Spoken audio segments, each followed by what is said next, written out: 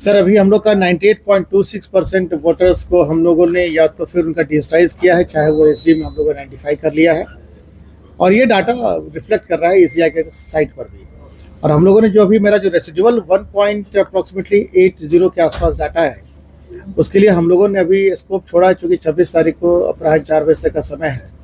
तो जो भी वोटर अभी तक हमारे लिए आइडेंटिफाइबल है, चाहे एब्सेंट है, उनसे मेरा अनुरोध होगा आपके माध्यम से भी कि वो कृपया आप आएँ, अपना फॉर्म जमा करें ताकि उनकी भविष्य की परेशानियों पर हम लोग नियंत्रण लगा सकें। कितने नए मतदान केंद्र सर बनाए गए हैं? देखिए, पहले 2012 मतदान केंद्र थे, रेशनलाइजेशन के पश्चात 361 नए बढ़ गए हैं, तो कुल मिलाकर 2373 मतदान केंद्र भी गोपालगंज के सभी 6 असेंबली कॉन्स्टिट्यूंसीज में हैं। जिसमें शिफ्टेड वोटर्स भी हैं और जो मृत वोटर हैं उनकी कितनी संख्या? देखिए सर, शिफ्टेड और मृत की जो संख्या है 6 असेंबली कॉन्स्टिट्यूंसी को तो मिला दीजिएगा तो 69,837 जो वोटर है वो मृत हैं और जो अनट्रेसेबल हैं चाहे एब्सेंट है उनकी संख्या 42,622 है और जो परमानेंटली शिफ्टेड है उनकी संख्या 1,22,326 है। इसमें मेजर वो लोग हैं जो पंचायत नदी की धारा बदलने की वजह से, कोर्स बदलने की वजह से पंचायत विलीन हो चुके हैं, तो इनमें ज़्यादातर संख्या आपके परमानेंटली शिफ्टेड में है।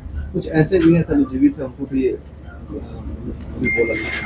देखिए सर, अभी जो भी सूची है अभी टेंटेटिव है, ड्राफ्ट है ये, और हमारी ट्रांसपेरेंसी जो हम लोग पढ़ के सुना रहे हैं, चाहे मतदान ब्यूरो के जो सेंटर पर हम चिपका रहे हैं, उसका उद्देश्य यही है कि यदि किसी भी तरीके से मानवीय भूल की वजह से यदि 1% का दशांश भी ऐसी गलतियां हैं तो हम उसके भी स्कोप को नहीं छोड़ेंगे और ऑब्जेक्शंस लेकर के उसको अभी कभी रेक्टिफाई कर देंगे।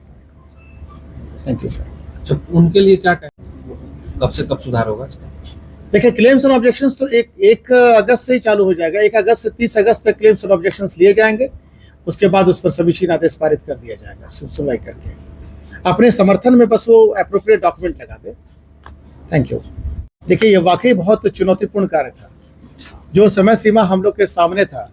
कई बार तो विश्वास हमें भी नहीं हुआ कि इस समय सीमा हम लोग समाप्त कर लेंगे इस कार्य को, परंतु भारत निर्वाचन आयोग, राज्य निर्वाचन आयोग और अपने अधीनस्थ कर्मी और सहकर्मियों के दिन रात एक करने की मेहनत की वजह से आज हम इस मुकाम पर पहुंचे हैं कि हमने ईसीआई के सपनों को साकार किया है और समय अवधि के अंदर, निर्धारित समय सीमा के अंदर इस कार्य को समाप्त करने की पूरी कार्रवाई की गई है। एक रेड और नीला मोहर भी लग रहा था, उसकी सर क्या? ये गोपालगंज का एक अनूठा प्रयोग था, क्योंकि हम लोग को लगा कि हर फॉर्म को बाद में अलग अलग करना एक समस्या हो सकती है, तो सब ये कौन एसडी में है, कौन आपके डिजिटाइज हुए हैं, इन फॉर्मों को सेग्रीगेट करने की आसानी और सुविधा के लिए, भविष्य के लिए हम लोगों ने एसडी के लिए रेड मार्क किया। उसमें 4 ऑप्शंस दिए, मृत, परमानेंटली शिफ्टेड और अनट्रेसेबल एंड अन्य।